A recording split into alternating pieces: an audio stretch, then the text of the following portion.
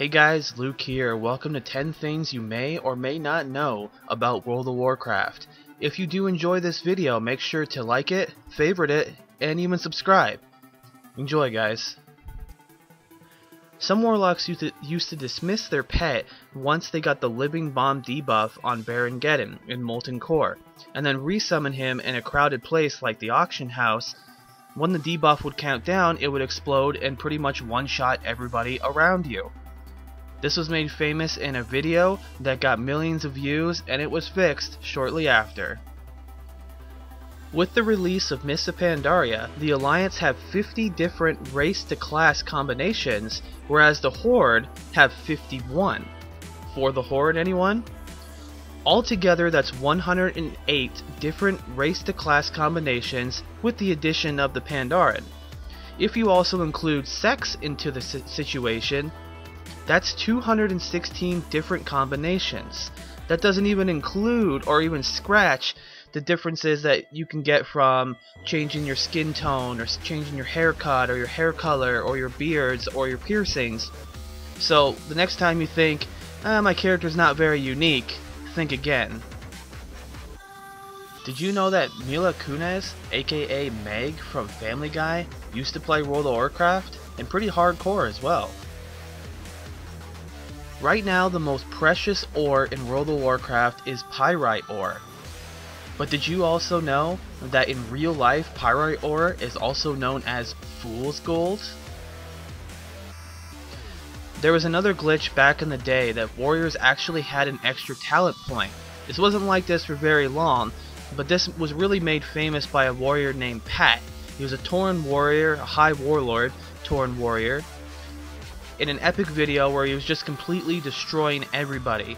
Like I said, this was fixed pretty quickly, but the fact that he could get an extra point actually gave him an extra skill, and he would just go in there and destroy people.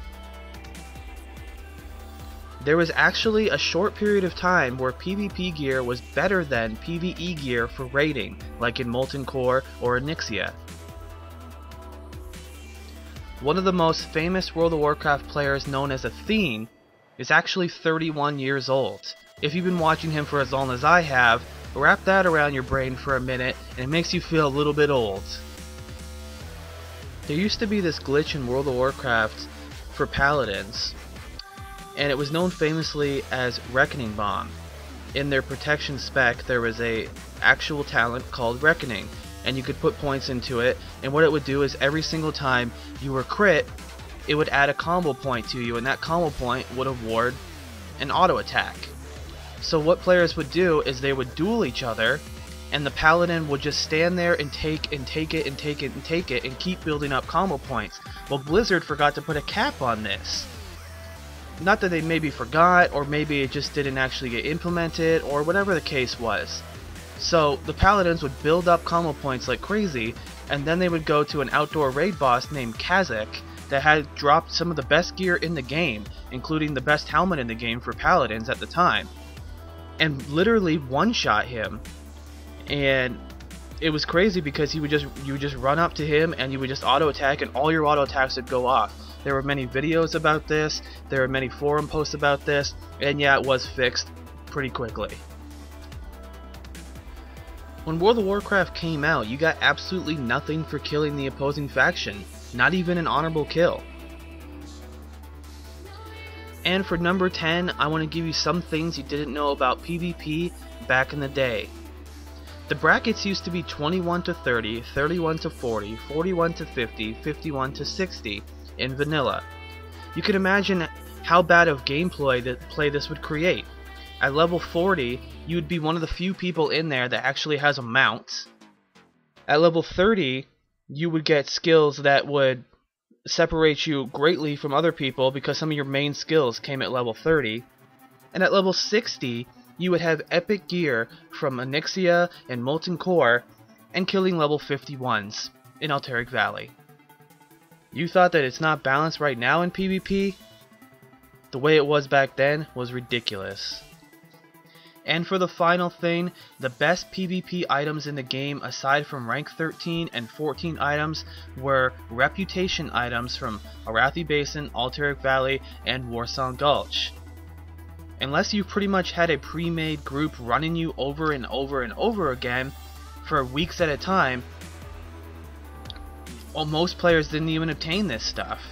By doing it by yourself, it would take months, maybe 6 months or more of grinding out that rep by itself, and you'd only have to do that battleground. You couldn't just switch, I'll do this one and then I'll do this one and then I'll do this one. There was no way. Most players only got the Alteric Valley one just because those games lasted forever, so you would get a lot of rep from those, and they had some famous items like Unstoppable Force and Immovable Objects. But just think about that the next time that you complain or people complain about, oh, I get gear too easy now. I do agree that it is a little too easy and they should kind of back it up a little bit and add some kind of challenge to it. I agree there, but not like it was back in the day. That was ridiculous to get that gear. So I do hope you enjoy these 10 plus things you may or may not have known about World of Warcraft. Remember to like, favorite, and subscribe.